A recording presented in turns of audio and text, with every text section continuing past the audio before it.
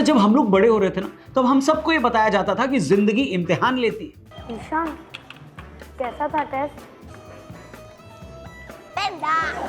लेकिन जब बड़े हुए तब पता चला कि यहाँ तो इम्तिहानों ने जिंदगी ले रखी है।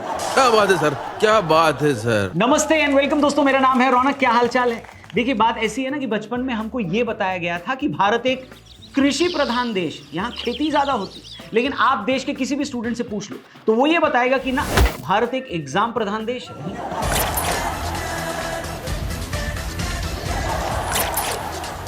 जितने एग्जाम्स इंडिया में हैं उससे बस थोड़े ही ज्यादा स्टार्स हैं गैलेक्सी में। स्कूल में रहो तो पहले टेस्ट दो, फिर हाफ ईयरली दो, फिर एक और यूनिट टेस्ट दो, फिर फाइनल एग्जाम दो।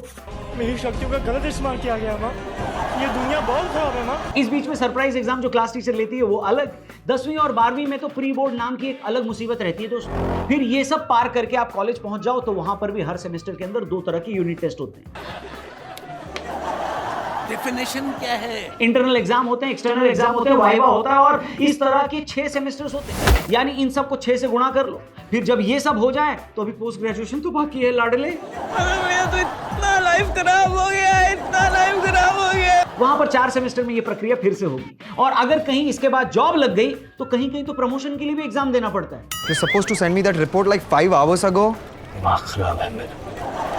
MBA का एग्जाम, CA का एग्जाम, UPSC का एग्जाम, SSC का एग्जाम। अरे जिस तरह पर्दे वाले की दुकान पर पर्दे ही पर्दे का बोर्ड लगा रहता है, वैसे ही हमारे एजुकेशन सिस्टम को एग्जाम ही एग्जाम का बोर्ड लगा देना चाहिए। इसीलिए वीडियो की शुरुआत में हमने आपसे कहा था कि जिंदगी इम्तिहान नहीं लेती, इम्तिहानों ने जिंदगी ले रखी है ब्रो। यही जिंदगी है। और हर एग्जाम में एक चीज कांस्टेंट होती है दोस्तों, समंदर भर का सिलेबस होता है, नदियां भर हम पढ़ पाते हैं, बाल्टी भर याद होता है, मग्गा भर लिख पाते हैं और नंबर आते हैं चुल्लू भर। और चुल्लू भर नंबर आता है तो स्टूडेंट का मन करता है उसी में डुबकी मार लें, नहीं? एग्जाम के पहले ना दही शक्कर खाने का मार्क्स भी एकदम सॉलिड आता है। लेकिन मजाक से हटकर अगर आप इंडिया में किसी से भी पूछो कि पहली बार कौन से एग्जाम को देखकर तुम्हारी आंखें लाल हो गई थी, तुम्हारी टांगें थर-थर कांप रही थी, तुम्हारा गला सूख जाता था, तुम्हारे पेट में सर दर्द होने लगता था, तो गारंटी से कह रहा हूं 100 में से 99 लोग 10th के बोर्ड एग्जाम का नाम लेंगे, है कि नहीं? हम सबकी मम्मी पापा ने हम सबको बचपन में दैत्य और दानव की पिशाच वाली कहानी सुनाई, जिसको सुनकर हमें डर लगता था। लेकिन 10th के बोर्ड एग्जाम के आगे ये डर भी कुछ नहीं था बॉस। ये बड़ी अच्छी बात कही है।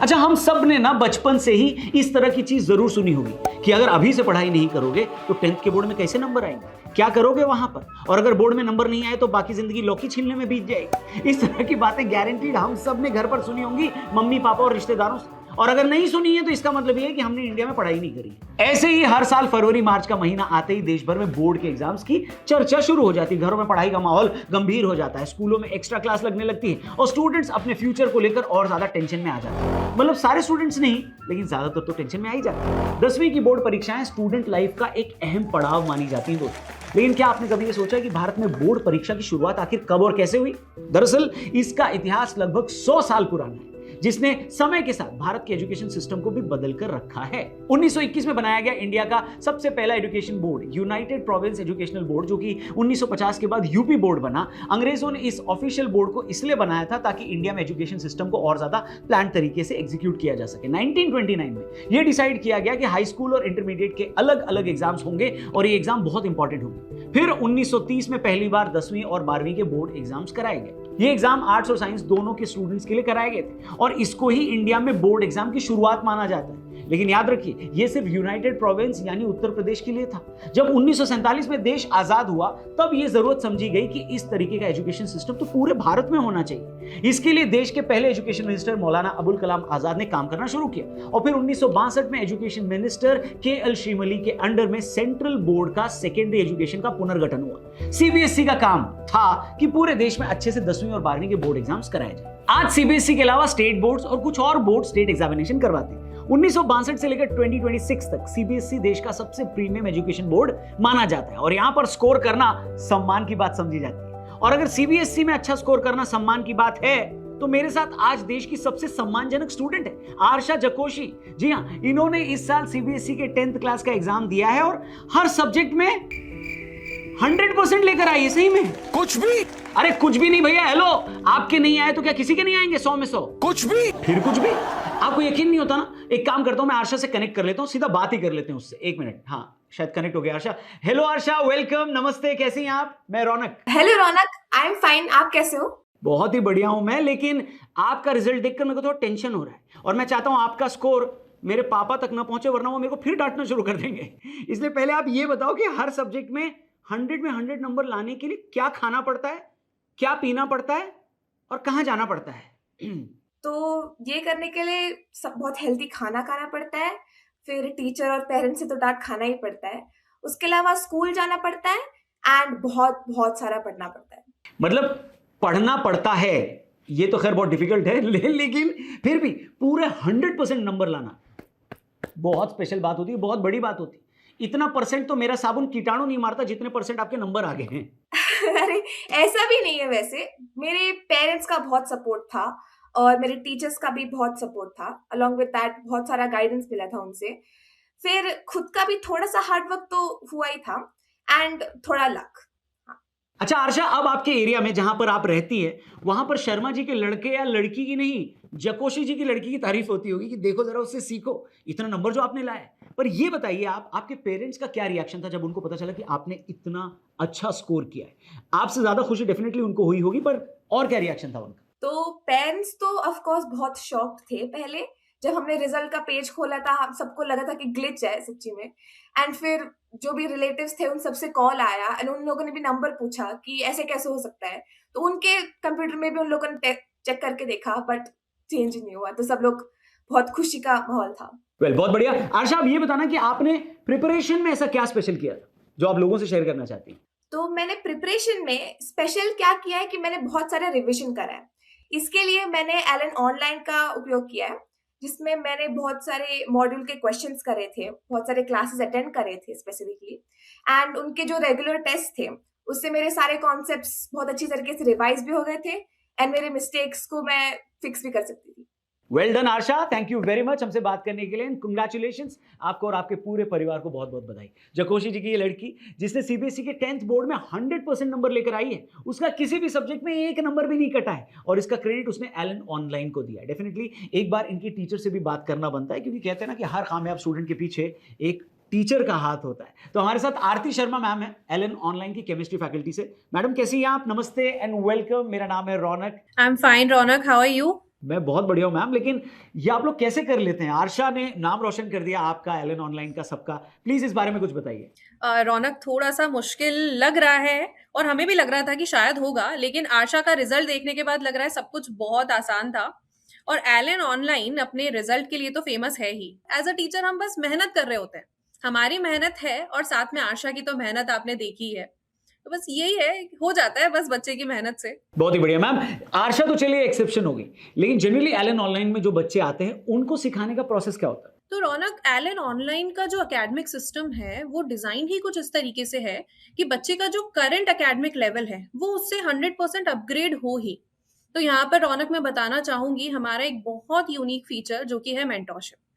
पूरे साल के लिए, पूरे एकेडमिक सेशन के लिए हम एक डेडिकेटेड मेंटर्स असाइन करते हैं जो बेसिकली टीचर्स ही होते हैं। अब इन मेंटर्स का काम होता है रेगुलर बेसिस पर पेरेंट्स से और स्टूडेंट से कांटेक्ट में रहना। टेस्ट परफॉर्मेंस कैसा रहा, अगर कहीं पर मार्क्स अच्छे नहीं आए तो उसे कैसे इंप्रूव करें, पूरा स्केड्यूल कैसे प्लान करना है, सब कुछ ये मेंटर्स डिस्कस करते हैं। ओवरऑल मैं ये कह सकती हूँ कि मेंटर्स का हमारे पूरे सिस्टम में एक बहुत इंपॉर्टेंट रोल है टीचर्स के साथ साथ। सो मैम, कितने साल हो गए एलन ऑनलाइन को और रिजल्ट्स अभी तक कैसे रहे, इस बारे में कुछ बताइए। देखो, एलन करियर इंस्टीट्यूट को तो 38 ईयर्स हो गए हैं, लेकिन पर्टिकुलरली 6 to 10th की मैं बात करूं, जिसे हम प्री नर्चर करियर फाउंडेशन के नाम से जानते हैं, तो इससे 17 ईयर्स हो चुके हैं और रिजल्ट्स हमेशा टॉप ही रहे हैं। ये रिजल्ट्स अभी तक मेंटेन्ड है और डेफिनेटली आगे भी रिजल्ट्स मेंटेन रहेंगे ही। बिल्कुल मैम, लेकिन चलने से पहले एक सबसे इंपॉर्टेंट क्वेश्चन सारे लोगों को इससे सीखने को मिलेगा, वो ये है कि बच्चों पर जो एग्जाम का प्रेशर होता है, स्पेशली बोर्ड एग्जाम्स का, उससे कैसे डील करना है, ये आप उनको कैसे सिखाते हैं? मुझे ऐसा लगता है रौनक कि एक इंडिया में ना एजुकेशन सिस्टम जो है और स्पेशली बोर्ड, इसको बहुत ज्यादा हवा बनाया हुआ है कि बहुत ज्यादा प्रेशर फील करने लगता है बच्चा जैसे ही 10th में आता है या 12th में आता है। लेकिन ऐसा है नहीं। हमारी कोशिश होती है कि हम डे 1 से ही बच्चे को बोर्ड पैटर्न के क्वेश्चंस की प्रैक्टिस कराएं और हम यहाँ पर 10th के बच्चों को कंपेंडियम प्रोवाइड करते हैं जिसमें प्रीवियस ईयर के क्वेश्चंस होते हैं, सैंपल क्वेश्चंस होते हैं। सो बेसिकली बहुत सारी क्वेश्चंस की वो प्रैक्टिस कर लेता है एग्जाम तक पहुंचने से पहले ही, और साथ में थोड़े मोटिवेशन सेशंस भी हमारे चलते रहते हैं सो दैट बच्चा बेस्ट स्कोर कर पाए। Thank you very much Aarti ma'am हमसे बात करने के लिए। एलन ऑनलाइन सही में कमाल कर रहा है दोस्तों। जाहिर सी बात है, उनका पढ़ाया हुआ बच्चा हर सब्जेक्ट में 100 नंबर लेकर आ रहा है, तो उन पे डाउट करने की कोई वजह है ही नहीं। बताइए, बात तो सही है। देखिए, बोर्ड एग्जाम एक ऐसी चीज है जिससे आप मुंह नहीं मोड़ सकते। कई लोगों को लगता है कि ये मेंटल हेल्थ पर अफेक्ट डालता है, क्योंकि बोर्ड का एग्जाम हमारे यहाँ सिर्फ एक एकेडमिक माइलस्टोन नहीं बल्कि लाइफ डिफाइनिंग मूवमेंट बना दिया गया।